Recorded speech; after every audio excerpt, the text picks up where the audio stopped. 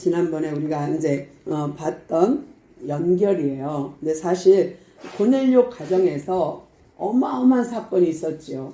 그러나 그 사건이 이스라엘 교회, 그러니까 이스라엘 땅에 있는 예루살렘 교회에서는 그다지 큰 사건보다는 화나는 사건이었어요. 그러니까 고넬료 가정에서는 와, 이럴 수가 있어? 와, 너무너무 기가 막힌 하나님의 은혜를 체험한 거예요. 성령 체험을. 근데 이 소식이 예루살렘 교회에 전달되니까 그들은 정반대의 반응이 일어났어요.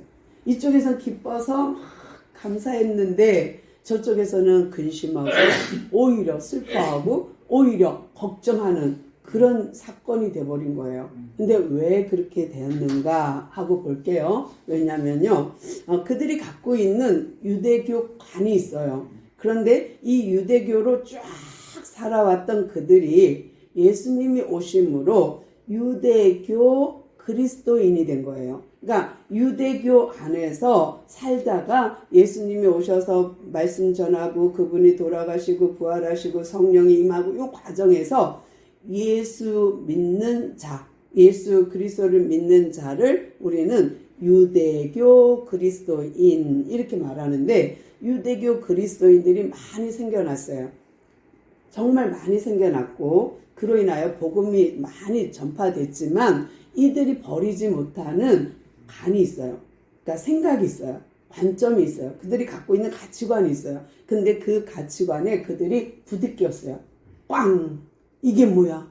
말도 안 돼. 왜? 우리만 하나님의 백성, 우리만 아브라함의 자손 하는 엄청난 자부심이 있었어요.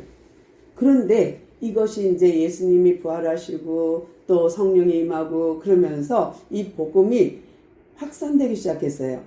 예루살렘만 딱 제한되지 않고 이것이 자꾸만 확산되면서 예루살렘과 온 유대로 확산됐어요. 또 사마리아로 확산됐어요. 그러면서 이 복음이 점차 이방인에게로 이것이 확산되고 있는 중이에요. 그 과정에 우리는 다 봤어요.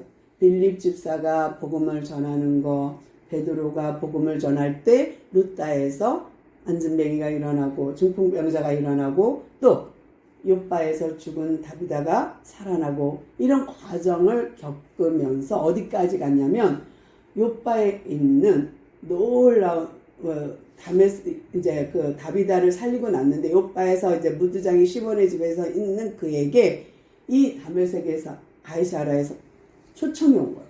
그래서 갔는데 거기는 완전 로마 군인, 로마 신분의 군인 집에 가서 고넬료 집에 가서 복음을 전한 것이 사건이 된 거예요. 근데 정말 이거는 베드로 입장에서는 성령의 인도였거든요. 하나님의 인도였거든요. 근데 이 사실을 모르는 예루살렘 교회에서는 당회가 열린 거예요. 이제 베드로 오라 그래. 안 돼. 이거는 우리가 따져봐야 될 문제야. 하고는 베드로 오기를 기다렸고 베드로가 드디어 왔어요. 그랬더니 그들이 뭐라 그러냐면 거기 유대에 있는 그러니까 예루살렘에 있는 사도들과 형제들이 뭐라 그러냐면, 아니 지금 수장인 당신이, 우리의 최고 지도자인 당신이 어디 가서 복음을 전했어요? 세상에 할례 받지 못한 무할례자의 집에 들어가 복음을 전했다면서요? 하고선 따졌어요. 그랬더니 맞죠. 내가 무할례자의 집에 가서 복음을 전한 건 맞지요. 내가 그래서 그들에게도 내가 이방인과 함께 이렇게 있는 것은 위법인 줄도 여러분은 알지요 하고 말을 했어요. 하고 이제 그러니까 자기를 변론한 거예요. 스스로 자기를 지금 공회가 열렸거든요. 이 예루살렘 공회가 열렸으니 일종의 재판처럼 그들의 비난을 받으면서 그걸 해명해야 되는 거예요. 그러니까 베드로가 이제 딱 해명할 자리에 섰습니다. 그리고 그들은 아니 어떻게 할례자가 무할례자의 집에 가서 같이 유숙하고 밥을 먹을 수 있습니까? 하고 따졌어요. 그랬더니 베드로가, 여기에는 없어요. 성경에 지금 본문에는 없지만 베드로가 이제 해명해야 되잖아요. 그거를 우리는 어디서 찾냐면 다른 고린도 전서 11장이나 로마서 4장에 보면 무할례자와 할례자의 비교를 잘 말해준 게 있어요. 그것을 한번 읽어드릴게요. 무할례자와 할례자를 어떻게 바울이 설명하고 있는지 고린도 전서 7장 17절부터 읽을게요. 오직 주께서 각 사람에게 나눠주신 대로 하나님이 각 사람을 부르신 그대로 행하라. 내가 모든 교회에서 이와 같이 명하노라. 할례자로 부르심을 받은 자가 있느냐? 무할례자가 되지 말며, 무할례자로 부르심 받은 자가 있느냐? 할례 받지 말라. 할례 받는 것도 아무것도 아니요, 할례 받지 아니한 것도 아무것도 아니로되 오직 하나님의 계명을 지킬 따름이니라. 아멘. 각자 부르심을 받은 대로 할례가 그다지 중요하지 않다예요. 이제는 할례가 중요하지 않고 성령이 임한 자가 중요하다. 예수를 믿는 자가 중요하다라고 설명하는 거예요. 그러니까 아니 이게 무슨 뜬금없는 소리야? 우리 유대인들은 반드시 난지 8일 만에 할례를 받아야 하는데 이게 무슨 소리지? 하고서는 걱정하는데요. 이걸 또 다른 본문에서 찾아보면 요한복음에서 또 찾아볼 수 있어요. 1장 보면 요한이 대답하되 나는 물로 세례를 주거니와 내 뒤에 오시는 너희가 알지 못하는 그 한 사람이 서 있는데 곧 그분이 내 뒤에 오시는 그이라. 나는 그의 신발끈도 풀기로 감당하지 못하겠노라 하더라. 이 말은 요한이 세례를 베풀던 곳 요단강 건너편에서 베다니에서 일어난 일이니라. 무슨 말이냐면 요한이 말을 했어요. 뭐라고? 나는 물 세례 주지만 조금 있으면 성령 세례 줄 사람 온다 라는 것이고, 또 로마서에서 바울이 뭐라고 표현했는지 보면은 무할례자에게도 또 무릇 우리가 말하기를 아브라함에게는 그 믿음이 의로 여겨졌다 하노라. 그런즉 그것이 어떻게 여겨졌느냐? 할례시냐 무할례시냐? 할례시가 아니요 무할례시라. 그가 할례의 표를 받은 것도 무할례시의 믿음으로 된 의를 오타가 났네요. 친 것이니 이는 무할례시로서 믿는 모든 자의 조상이 되어 그들로 의로 여기심을 얻게 하려 하시니라. 무슨 말이냐면 제가 설명해 드리면, 여러분 아브라함이 정말 할례를 받고 하나님께 인정받아 너는 의인이야 라고 했을까요? 아니면 할례 받기 전에 하나님이 아브라함을 보고 의롭다 라고 했을까요? 이게 후자예요. 그러니까 하나님이 창세기 15장에서 먼저 그가 믿으니 의로 받았고 믿음으로 의롭다 칭함을 받았고 17장 가서 15장에 이런 일이 있고 17장 가서야 할례를 행해요. 그랬기 때문에 이 지금 바울이 무슨 말을 하냐면 아브라함 우리가 믿는 조상, 우리만의 유대인, 우리만의 히브리인, 우리만의 조상 그 아브라함조차도 할례 받고 의롭다 함을 받은 게 아닙니다. 그분도 그러니까 할례 받기 전에 믿음으로 이미 의롭다 함을 받은 걸 아시지요? 하고 설명한 거예요. 근데 이걸 근거로 지금 베드로가 설명해야 되는 거예요.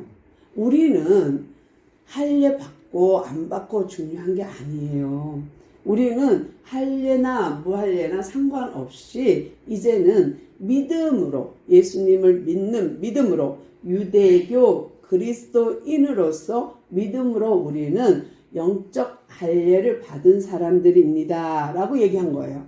그러니까 이제 사람들이 약간 이러고 이제 약간 화가 조금 풀릴까 말까 하는 중이에요. 그러고 있는 가운데 베드로가 이제 차근차근, 옛날 같았으면 베드로 욱했을 거예요. 그런데 성령 받고 나니까 이제 복음 전도하고 다니다 보니까 이거를 이제 컨트롤이 됐어. 차근차근 공회에서 설명해요. 베드로가 그들에게 이 말을 차례대로 설명하여 뭐라 그러냐면 5절부터 보면 내가 요바에 있을 때에 세상에 기도하는데 제6시간에 12시에 기도하는데 하늘에서 큰 보자기 같은 것이 내려오는데 그 안에 땅에 기는 짐승, 걷는 짐승, 나는 짐승들이 쫙 그 안에 담겨져 있는데 그것을 내가 이렇게 보고 있다니까 다 부정한 짐승들이었어. 근데 하늘에서 소리가 들리기를 베드로야 잡아먹으라 하기로 내가 아니요 그럴 순 없습니다. 내 입에 부정한 것을 넣어본 적이 없습니다. 나는 못 잡아먹어요 하고 말을 했더니 이런 사건이 베드로야 잡아먹어라 하는 사건이 3번 내게 보이셨다. 들려주셨다. 그래서 내가 그게 무슨 뜻인가 생각하고 있었는데 이 보자기 같은 게 올라가고 나자마자 마침 가이사랴에서 사람들이 왔다. 그래서 들어오라 해서 물어봤더니 세상에 백부장 고넬료라는 사람이 보냈는데 그 사람은 유대인조차도 칭찬받는 그리스도인이고 그는 매번 기도 시간을 정해놓고 기도하는 자요. 그가 기도할 뿐만 아니라 구제를 너무 많이 해서 하나님이 인정한 사람이었다. 그런데 그 하나님조차 인정한 그 사람이 하나님의 음성, 천사의 음성을 듣고 나를 데리러 왔기로 내가 어떡하지 하는데 하나님께서 나에게 말씀하시기를 의심하지 말고 따라가라. 내가 보냈다. 그래서 내가 따라갔더니 세상에 고넬료 집에 갔더니 내와 함께한 형제 6명과 같이 갔어요. 근데 그 6명이 지금 공회 자리에 같이 있는 거예요. 근데 이 6명과 함께 그 집에 가서 내가 말씀을 선포하는데 세상에 우리가 처음 경험한 오순절 마가의 다락방 성령 강림이 그 속에 있더라. 불의 혀 같은 게 또 바람의 소리 같은 게 있는데 그들이 성령 충만해서 방언하더라. 그러면서 우리가 경험한 그것을 그대로 고넬료 가정에서 이루어지는 것을 내가 봤다. 그러니 내가 그 환상이 어떤 뜻인지 그제야 깨달았다. 아, 하나님이 속되지 않고 하나님이 깨끗하다 한 것을 내가 율법의 기준으로, 내가 유대인의 기준으로, 유대인의 전통으로, 내가 갖고 있는 관점으로 봐서 아니요, 안 먹을 거예요 했는데 하나님이 거룩하게 한 것, 하나님 깨끗하게 한 것을 너가 속되다 하지 마 라는 말을 들었다. 그때 내가 깨달았다. 우리가 얼마나 편견을 갖고 있는지, 우리가 얼마나 유대교 사상으로 쩔어 있는지 내가 너무너무 그 자리에서 깨달았다. 하나님은 모두 사랑하는 것을, 모든 만물을 사랑할 뿐만 아니라 유대인뿐만 아니라 이방인도 사랑한다는 것을 그제야 알았다. 근데 왜 이 예루살렘 공회, 예루살렘 교회에 있는 사람들은 룻다나 욥바나 이런 데서 복음 전했던 것은 그들이 태클을 걸지 않았고 왜 꼭 고넬료 집에 가서 거기서 밥 먹고 말씀 전한 거는 태클을 걸까? 그거는 할례 때문이거든요. 아니 다른 지역은 다 할례를 받은 지역이에요. 그러니까 예루살렘에서 룻다, 욥바까지 한국까지 가는 그 거리에 있는 사람들, 사마리아 사람들은 유대교인이긴 하지만 그리스도인이 아닌 사람들이 많이 있어요. 근데 그들이 변화받고 예수님을 믿기로 작정하고 그리스도인이 되었기 때문에 그들은 할례는 받았어요. 근데 이 고넬료는요 로마인이라서 할례를 받지 않았어요. 그들은 로마인 백부장은요 어떤 믿음이 있냐면 황제 숭배하는 사람이에요. 황제를 숭배하는 사람. 그래서 황제 숭배하는 사상을 갖고 있는 그가 이 지역에 가이사랴 지역에 백부장으로 있으면서 개종한 거예요.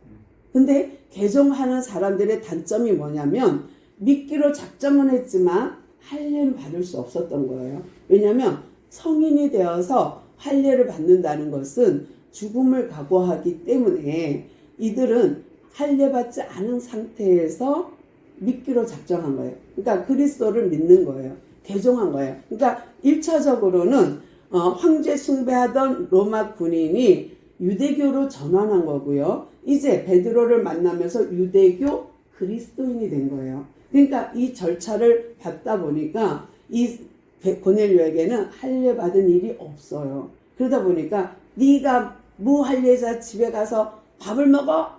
어떻게 거기 가서 그럴 수 있어? 이거는 위법이야. 이건 잘못된 거야. 하고 말하는 예루살렘 공회, 예수님의 제자들과 장로들과 이 사도들 속에 베드로가 해명하는 거예요. 내가 가고 싶어 갔냐? 하나님이 거기에 환상을 보여줬고 고넬료에게도 환상 보여줬고 나에게도 환상을 보여줘서 나는 그 환상에 따라 가서 복음을 전했더니 이것이 하나님의 뜻이구나. 하나님은 이방인에게도 복음을 전해달라는 하나님의 뜻이라는 것을 내가 그 자리에서 알았다. 그래서 내가 어떻게 막을 수 있겠어? 하나님의 능력을, 하나님의 계획을 내가 누군데 그것을 막겠습니까?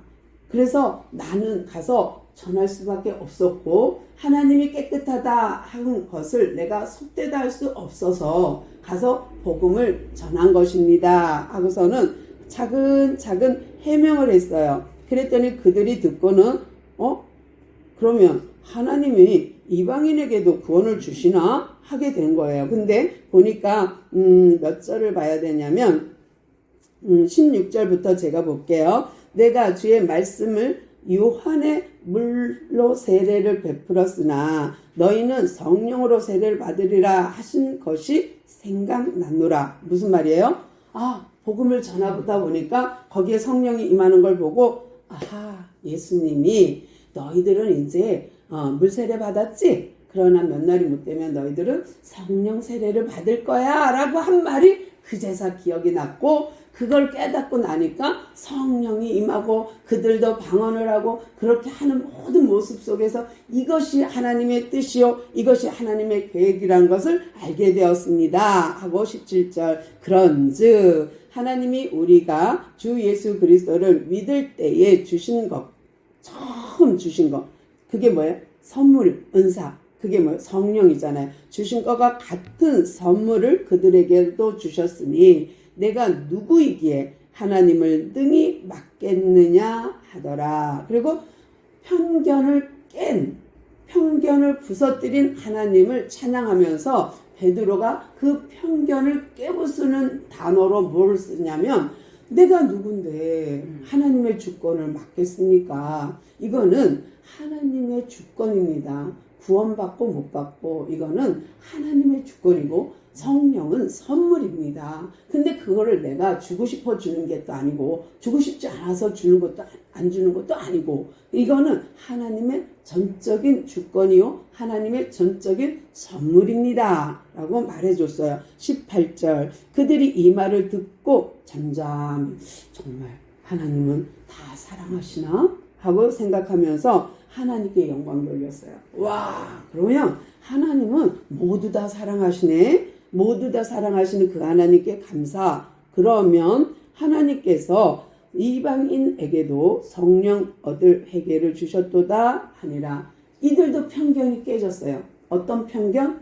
우리만 구원받는 다른 이방인들은 다 뭐예요? 지옥 갈 인생. 그랬는데 우리만 천국 갈 사람. 이랬는데 이방인에게도 성령 얻는 천국 얻는 생명 얻는 회개를 주셨네 하고 그들도 편견을 깨게 됐어요. 그러면 우리는 또 하나의 우리의 편견은 뭐가 있는지 살펴봐야겠죠. 이거는 지금 유대인들의 제자들의 사도들의 편견이라면 우리에게는 편견이 없을까요?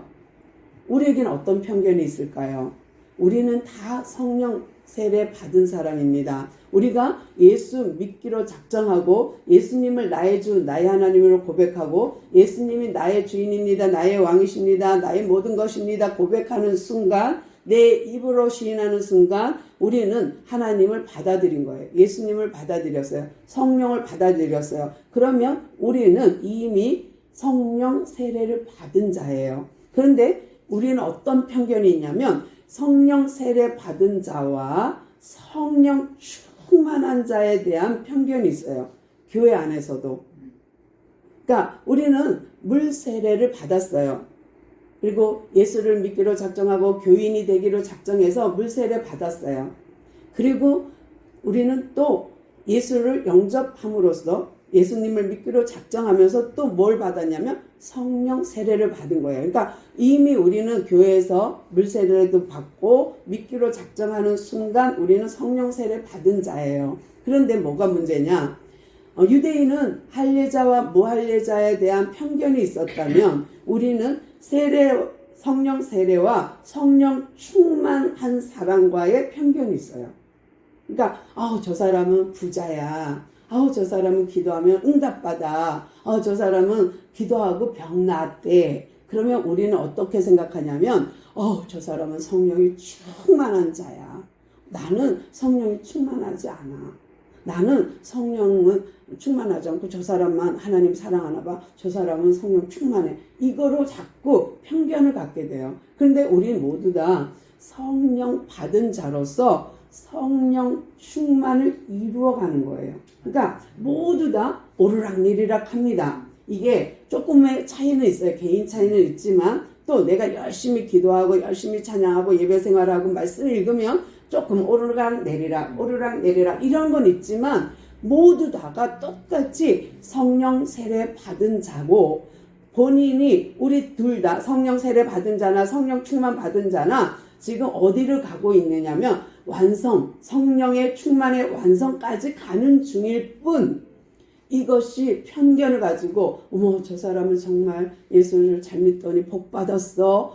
나는 예수를 잘 못 믿어서 나는 믿음이 없어서 나는 복을 못 받았어. 나는 기도 응답이 안 와. 이렇게 편견을 갖는다는 거예요. 또 큰 교회, 작은 교회. 큰 교회 다니면 그 사람이 잘난 사람 같고 믿음이 좋은 사람 같고 작은 교회 다니면 그 사람은 찌질해서 큰 교회도 못 가고 작은 교회에서 있고 이렇게 편견이 있다는 거예요. 그러니까 교회 안에서도 지금 예루살렘 교회에서 편견이 있듯이 교회 안에서도 성령 충만한 자와 성령 세례 받은 자는 똑같은 건데 그것을 갖다가 오히려 편견을 바라보고 편견을 가지고 바라본다는 거예요. 그래서 정말 우리 안에 이런 편견이 없나 한번 봐야 돼요. 자기를 자꾸 점검해야 돼요. 점검하면서 무엇을 바라봐야 되냐면 나는 계속해서 성령 세례는 받았지만 성령 충만을 향해 가는구나. 완전한 충만을 향하여 가는구나. 그 나라 입성할 때까지 나는 구원을 이루어가는 거예요. 그러니까 이미 구원 받았어요. 그러나 아직 구원의 완성은 아니에요. 우리는 이미 성령 세례 받았어요. 그러나 성령 충만을 받아가는, 성령 충만을 이루어가는, 그래서 이 모든 과정이 다 하나님 안에서는 편견을 가지면 안 된다는 거예요. 그러니까 지금 베드로가 가장 예루살렘 교회 예수님의 제자 중에 수제자잖아요. 최고 탑이잖아요. 그런데 이 베드로조차도 아니요, 그럴 수는 없나이다. 나는 지금까지 부정한 것을, 속된 것을 입에 넣어본 적이 없습니다. 내가 그런 걸 먹어본 적이 없다니까요. 이럴 정도로 편견을 가진 거예요. 그러니 다른 제자들은요, 이 편견이 깨져야 되는데 깨지지 않으면 이방 나라의 복음 전파가 안 되는 거예요. 그래서 고넬료 사건은 큰 산맥 중에 하나예요. 그러니까 사도행전이라는 책은 1장 8절 오직 성령이 너희에게 임하시면 권능을 받고 예루살렘과 온 유대와 사마리아 땅끝까지 이르러 내 증인이 되리라 라는 안경을 가지고 쫙 사도행전을 보면 두 개의 산이 보이는데 하나의 산은 뭐냐면 다메섹 도상에서 바울이 변화받은 거예요. 사울이 변화받은 거예요. 그 큰 산 하나랑 또 하나의 큰 산이 고넬료 집에 복음이 증거되었고 고넬료 가정에 성령이 임하였다는 거예요. 그러니까 사도행전 2장에 있던 성령 강림이 고넬료 가정의 성령 강림이 이루어지는 이 사건으로 인하여서 이제부터 13장에서부터 이제 고넬료 사건 이방인 전도 이게 지나면 세 개를 뻗는 거예요. 세 개로. 왜냐하면 안디옥 교회에서 파송하는 예배가 이루어지거든요. 그러니까 요 두 산맥을 통과하지 않으면 이방인 선교가 안 되는 거예요. 근데 이 이방인 선교를 위해서 지금 뭐를 먼저 하나님 작업하느냐? 사람 준비. 또 하나는 편견 깨기예요. 그러니까 유대인 전통을 깨는 거예요. 너희들 그 전통 가지고는 고린도 교회 가갖고 쌈박질밖에 안 해. 너희들 이방인 선교 못해. 그 편견 내려놔야 돼. 그래서 어쩌면 이건 제 생각이지만 베드로가 이방인 선교를 바울만큼 못한 것지도 몰라요. 왜냐하면 자꾸 태클이 걸리니까. 너는 유대교 수장이잖아. 너는 우리의 탑이잖아. 우두머리가 그러면 돼? 이러면 어떻게 해요? 그래서 전도하다가요 그런 일도 있었어요. 밥 먹다가 베드로가 밥 먹다가 이거 들키면 안 되는데? 그러고서 온다 하는 소리를 들으니까 바울이 오늘 안 먹은 척 이런 적도 있어요. 그러니까 이런 태클 걸면 베드로는 그걸 감당하기가 힘드니까 아마도 하나님은 이 다메섹 도상에서 바울을 준비하고 사울을 준비하고 고넬료 가정에서 베드로가 성령을 이렇게 충만히 받게 한 다음 요거가 이렇게 되는 것 같아요. 그래서 지금 우리가 오늘 봐야 될 것은 우리 시대에도 이 당시만 아니라 우리 시대에도 이런 편견이 있다는 것. 그래서 우리 안에서도 성령 충만한 자, 그렇지 않은 자로 갈리거나 또는 무할례자, 할례자처럼 우리도 갈리고 있지 않나. 큰 교회, 작은 교회 갈리고 있지 않나. 내가 믿는 하나님, 내가 그 믿음으로 나는 의인데 마치 이 믿음의 의는 그냥 내려놓고 그거 말고 나는 은사 주세요. 나는 성령 충만 주세요. 나는 다 눈에 보이는 거를 추구하지는 않는가 생각해보는 귀한 시간 되었으면 좋겠습니다. 기도할게요. 하나님 감사합니다. 오늘도 우리에게 귀한 말씀 주셔서 감사합니다.